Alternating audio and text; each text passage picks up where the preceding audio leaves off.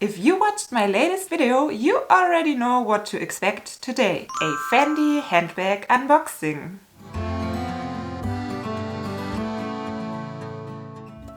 Hi and very welcome. My name is Mary. This is my channel Lumi Level Up and I'm a luxury lover on an average income trying to be more mindful with my money. And in my most recent video, I talked about the history of Fendi and my problem with the brand. If you haven't watched that one yet, of course, I'm going to link it down for you in the description box and at the end of this video. So today's unboxing might seem a little bit contradictory at first, but if you watch the initial video till the end, actually it's not. I've been curious to get a Fendi bag for quite a while now. And my plan was to hunt down a peekaboo for a good price at the preloved market. So I started browsing around. This is not a peekaboo because I didn't find the perfect combination of design, price, size and condition yet for me to pull the trigger. But whilst browsing, that bag popped up and the price was just so incredibly good that even though I didn't plan to get a bag like that from Fendi, there was no other thing to do than buy it. And I filmed this part of the video a few days after I already filmed the unboxing. So I can already tell you it was a great choice to go for it. But watch yourself.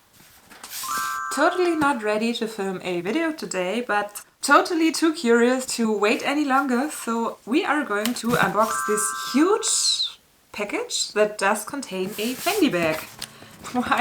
Why can't I ever open these boxes? I had a very stressful day at work and I'm really exhausted and I hope this bag can brighten up my day. So, I already see a dust bag and it is a huge bag and maybe you are already able to see something because I already can spot something. Okay. Can you guess what kind of bag that is? I think the shape gives away quite a lot. It is a bag that I have not seen that often, ever before. It is none of the iconic, very popular Fendi bag shapes, but it does feature an element that I personally highly enjoy about Fendi. So, not sure how I'm going to reveal that beauty. What I see so far, I think I really like it. Okay, let's just do this. It is so huge that I don't know how to get it out of the dust bag. Okay. Ta-da! It is a multicolor canvas shopper with the Fendi FF Zucca logos.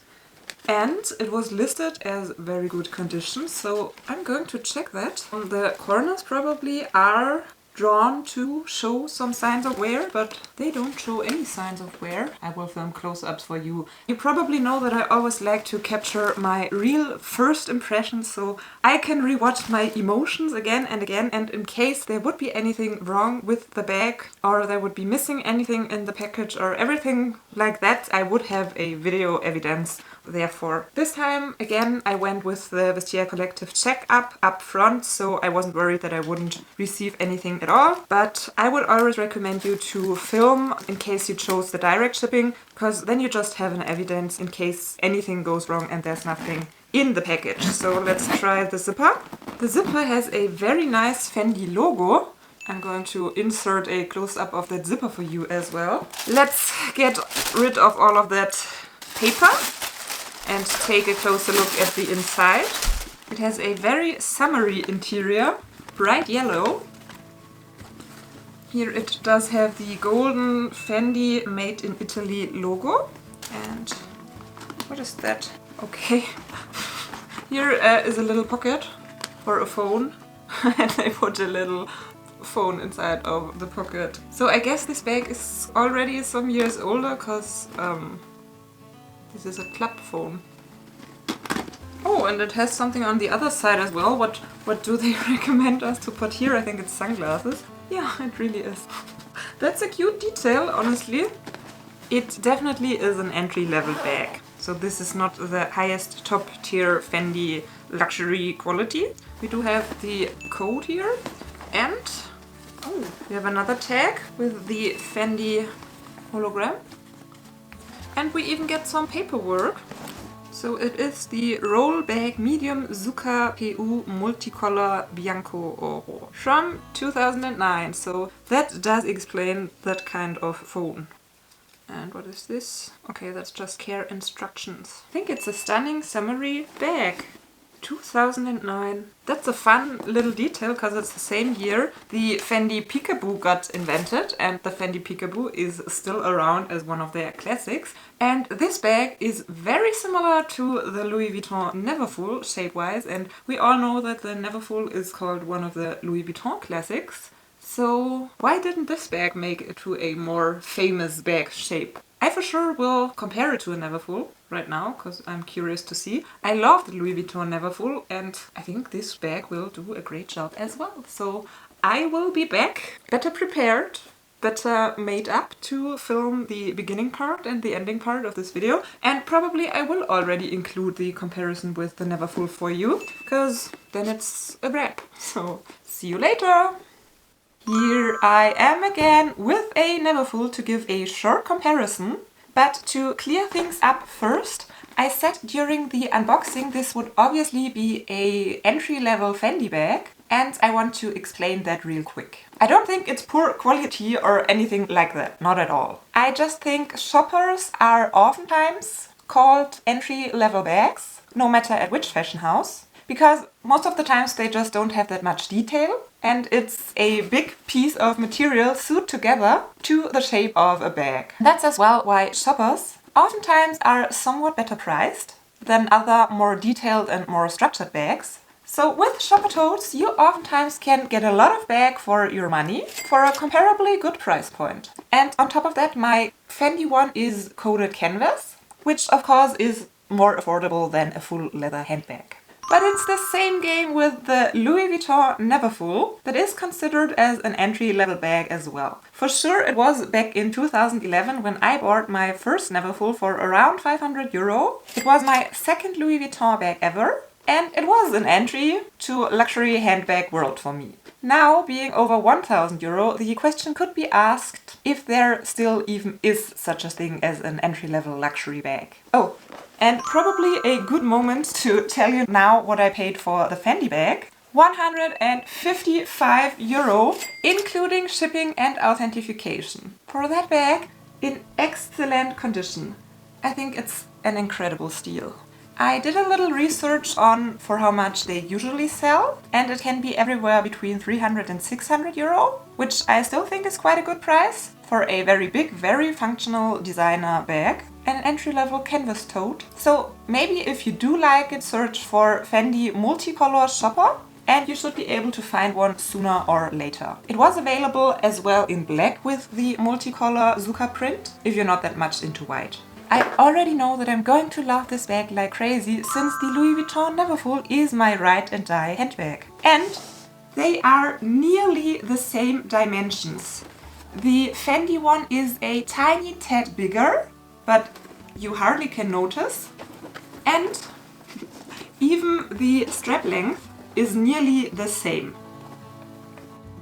The main difference between these two shopper totes is that the Fendi one does come with a zipper, which the Neverfull doesn't have. Both do have a zip compartment inside, but the one on the Louis Vuitton Neverfull is way smaller than this huge one on the Fendi tote. And Fendi does come with these two separate pockets as well. The interior on the Fendi tote is loose, while it is stitched onto the canvas on the Neverfull. One thing that the Fendi tote is missing are these leather strings with which you can cinch in the bag, but since I never use them, I don't miss them at all on this shopper. And maybe one difference to consider is that the Louis Vuitton one does have leather handles, while the Fendi one has canvas handles. So maybe that will affect the way this bag will wear, but at the price point I scored that bag for, I'm sure I will be fine. Super fun detail. The seams on this Fendi bag, they are multicolored rainbow, as well as the very colorful Zucca print that looks like hand-drawn Fs in comic style. When it comes to timeless versus seasonal versus trendy, I'm not too sure how I would categorize that bag, since it is very bold and colorful, but honestly, for €155, I do not even care. To me, a shopper tote is absolutely timeless and a very classic bag shape that I use the most in everyday life. Even though trendy shoppers seem to be more rectangular now with shorter handles and maybe a long shoulder strap, but I still favor the kind of trapeze shape with longer shoulder straps that can be worn over the shoulder. We already noticed during the unboxing that this bag is from 2009, which I would not have expected that this bag is already 13 years old. But since this bag doesn't scream 2000s to me at all, I think that's another sign for being quite timeless. And I already told you in my Fendi history video that I personally really like the FF Fendi Zucca, and that I think the pattern could be what is the true essence of Fendi design language. So I absolutely don't mind to have that pattern with a fun twist in the multicolor drawed comic style. I think this bag will be a great workhorse, especially for summer, and since it is so colorful, I think it will go with so many outfits. Fendi didn't disappoint me so far, not at all, even with its entry-level bag. I'll keep watching for a peekaboo, because this one just randomly popped up on my hunt, and for €155 I just had to have it. That's it already for today. Thank you so much for watching. Hope to see you next time, and bye! Let me know if you would like to see an entire, very in-depth video on the comparison, because I just did it very quick and maybe it would even be worth to make a whole own video about it, because I really think it's a great bag. No better video to be recommended than my Fendi history lesson to watch next.